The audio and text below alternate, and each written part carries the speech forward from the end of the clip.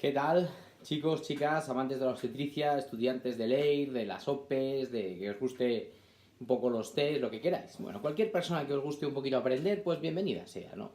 Vamos a repasar hoy la pregunta 94 de LEIR de 2019, una de las preguntas más sorpresa, más falladas, más difíciles de este año, ¿no? Era la pregunta 94 que decía: la actitud frente al trabajo de parto o ingesta de alimentos ha variado notablemente en el transcurso del tiempo, y aunque actualmente no se recomienda el ayuno, seguro que señale qué autor fue el primero que escribió sobre el riesgo de aspiración gástrica durante la anestesia obstétrica en el trabajo de parto, implantándose así la política Nil-Peros NPO.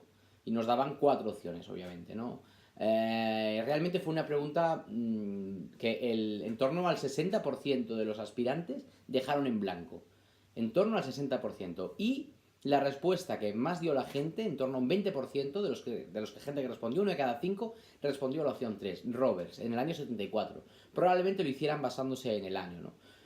La correcta era la opción número 4, Mendelssohn, y esta opción solo la acertó en torno a un 7% de los aspirantes. O sea, como veis, el porcentaje de alumnos que acertó esta pregunta fue muy bajo, ¿no? Ya os digo que en torno al 60% de la gente la dejó en blanco. Vamos a repasarla. Nil-Peros es la abreviatura de la palabra en latín, quiere decir nada por la boca, ¿no? Es una pregunta realmente que más que obstétrica está más relacionada con bloque quirúrgico y con aspiración, ¿no? Os cuento, el primer caso publicado de muerte por una probable aspiración o broncoaspiración pulmonar fue en el año 1848, lo cual es 2 años después de la realización de la primera anestesia general.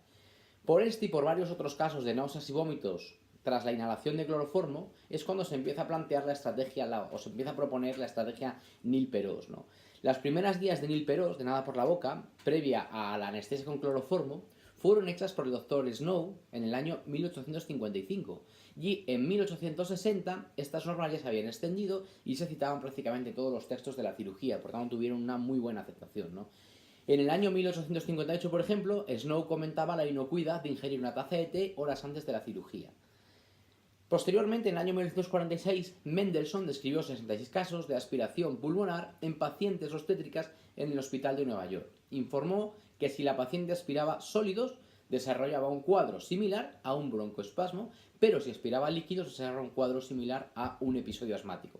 Basado un poco en este estudio, Mendelssohn, en el año 46, intensificó aún más la conducta preoperatorio, recomendando no administrar alimentos por boca durante el parto, ahí, esto es justo lo que nos estaban preguntando, vaciar el estómago antes de administrar anestesia general y vaciar el estómago antes de realizar intubación ototraqueal para evitar el peligro de aspiración. Esto es lo que propone Mendelssohn, y de ahí viene el Nil-Peros, ¿no? Quizás esto es muy difícil de saber, no hay ninguna duda, ¿no? Ese dato lo normal es no conocerlo salvo que estés metido en el mundo quirúrgico o en el mundo anestésico, ¿no? Pero sin embargo, por ejemplo, esta pregunta, para poder sacarla, tendríamos que relacionarlo con algo que sí que nos puede sonar, que es el síndrome de Mendelssohn. ¿Qué es el síndrome de Mendelssohn? Es el daño pulmonar después de la aspiración de contenido gástrico regurgitado sin contenido alimentario, contenido estéril en condiciones normales, pero que puede colonizarse por gérmenes patógenos si el pH gástrico se eleva, por ejemplo, por utilización de antiácidos, de antagonistas de los receptores histamínicos H2 o por utilización de inhibidores de la bomba de protones ante situaciones de nutrición enteral, por ejemplo, ante gastroparexias o ante situaciones de obstrucción del intestino delgado. Termina provocando, por tanto, un daño pulmonar fruto de este contenido gástrico aspirado, una broncoaspiración, ¿no?